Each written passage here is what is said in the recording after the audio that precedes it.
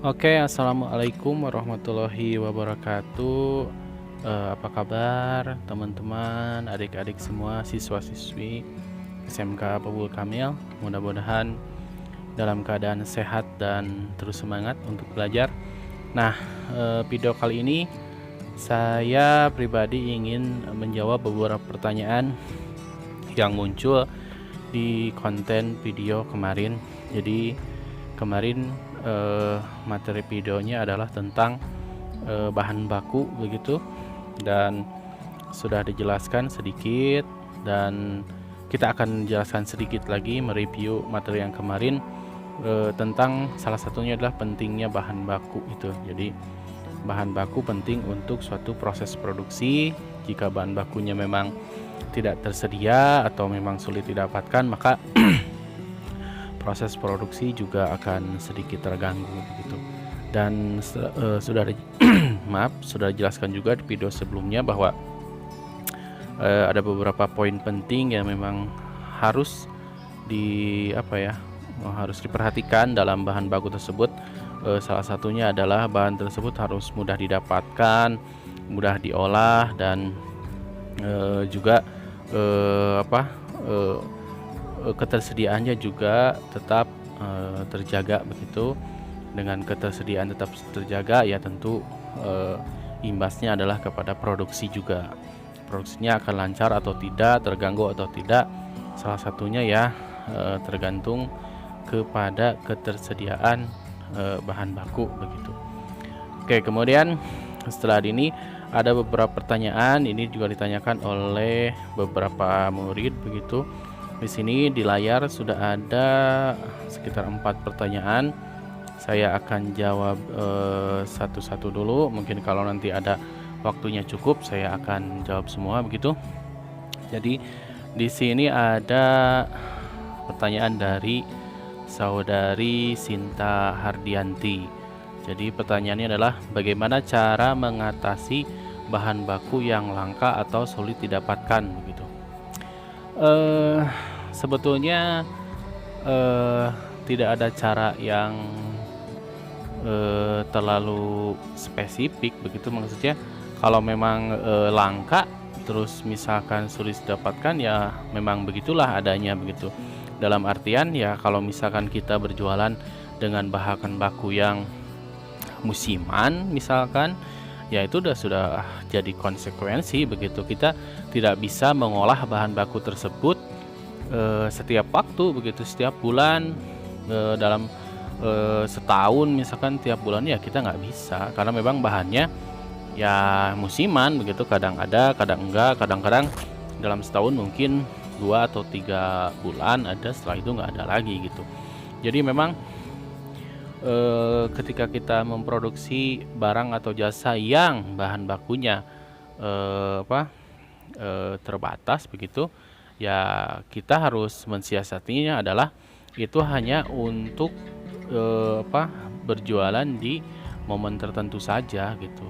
Dalam artian kita harus tetap mempunyai penjualan bahan baku atau barang jasa yang bisa diolah setiap waktu, setiap bulan secara keseluruhan setahun penuh begitu. Jadi kita harus tetap berjualan dengan bahan baku yang terus tersedia. Nah, kemudian untuk bahan-bahan yang terbatas, ya kita hanya menjual di momen-momen tertentu saja, dan itu memang tidak salah.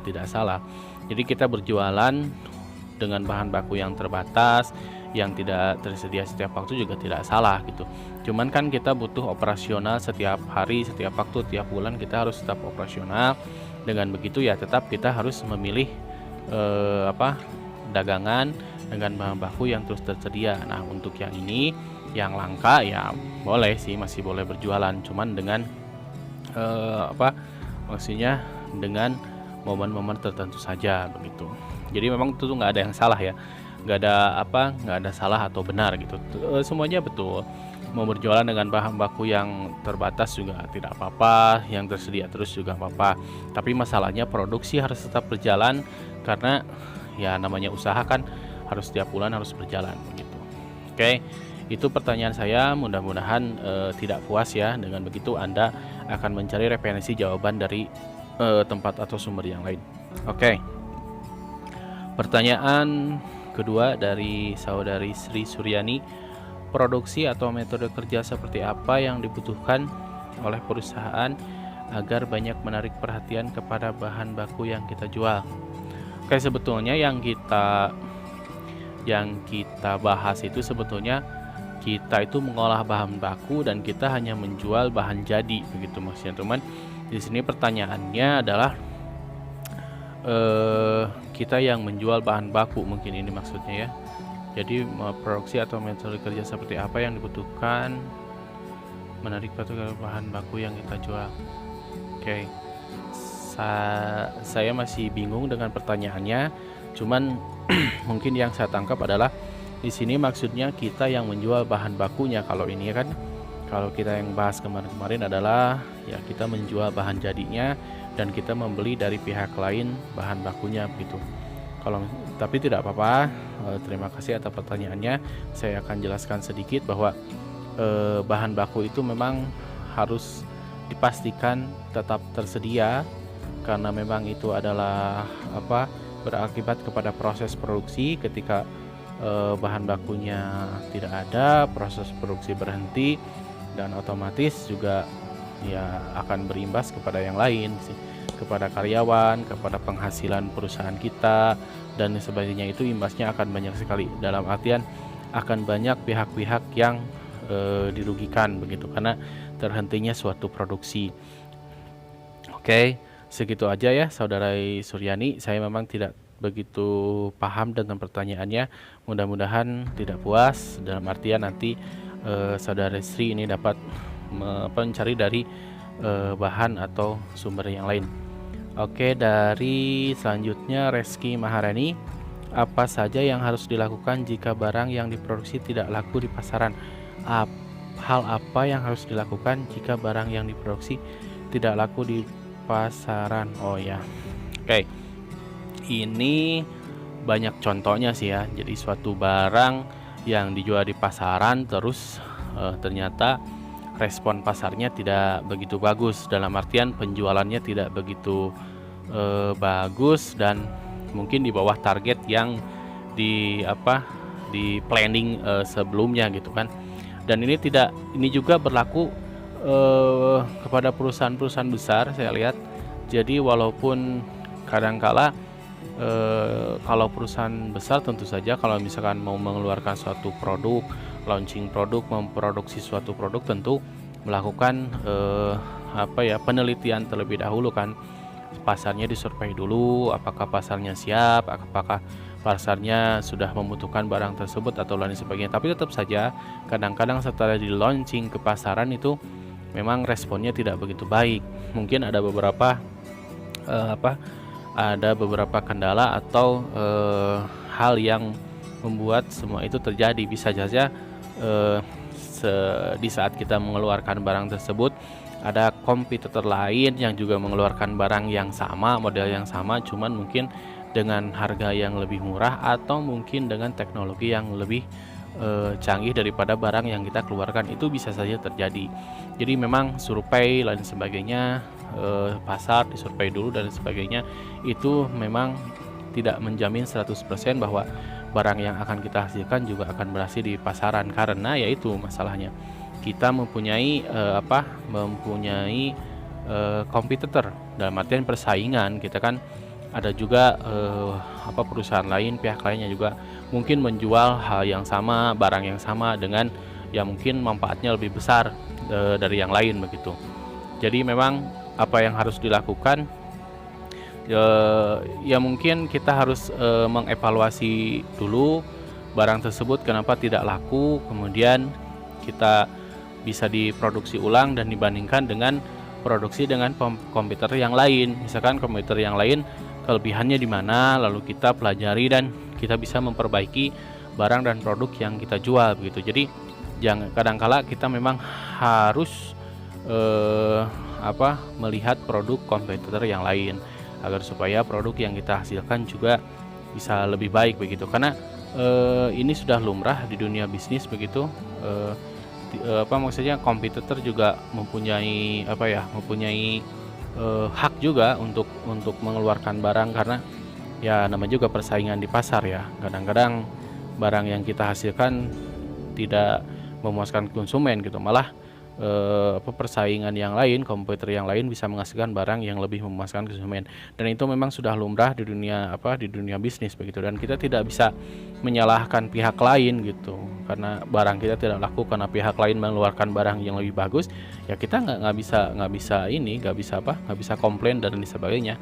Itu memang sudah menjadi hak mereka, dan itu memang sudah hukum bisnis begitu. Kemudian untuk Reski, segitu saja mungkin jawaban dari saya. Mudah-mudahan tidak puas ya, dalam artian silahkan bisa mencari dari sumber dan jawaban dari pihak lain supaya referensi jawabannya lebih bagus lah begitu. Oke, ini terakhir dari saudari Wulan. Ini pertanyaannya adalah bagaimana atau apa saja cara mudah untuk memperoleh bahan baku tersebut menurut Bapak? Bagaimana cara yang mudah untuk memperoleh bahan baku tersebut menurut Bapak? Ya, jadi begini, biasanya sebelum kita memproduksi suatu barang kita harus survei dulu untuk bahan bakunya, dan biasanya kita bisa langsung ke produsen langsung ya. Jadi dari pihak pertama itu akan berimpak pada harga. Biasanya kalau kita bisa membeli dari pihak pertama, biasanya kita bisa memperoleh bahan baku dengan harga yang lebih murah, dan itu akan berefek kepada harga yang kita jual. Kita bisa menjual dengan harga yang lebih murah, karena bahan yang kita dapatkan bisa kita dapat dengan harga yang lebih murah juga. Jadi memang sebelum kita memproduksi sesuatu, kita harus pastikan dulu, Ibu Bapak ya, kita pastikan dulu apakah bahan bakunya bisa kita dapatkan dengan mudah, terus apakah bisa kita dapatkan terus dengan kualitas yang sama, terus apakah akan terus bisa kita dapatkan setiap bulan misalkan. Jadi dalam setahun mungkin 11 bulan, kita harus pastikan bahwa setiap bulan kita bisa memperoleh bahan baku tersebut, karena memang itu sangat penting. Jika bahan baku nggak ada, produksi juga nggak ada, karena persiapan untuk produksi juga lumayan mahal. Ketika persiapan produksi sudah kita siapkan, lalu ketika kita produksi bahannya nggak ada, nah itu kan jadi masalah juga.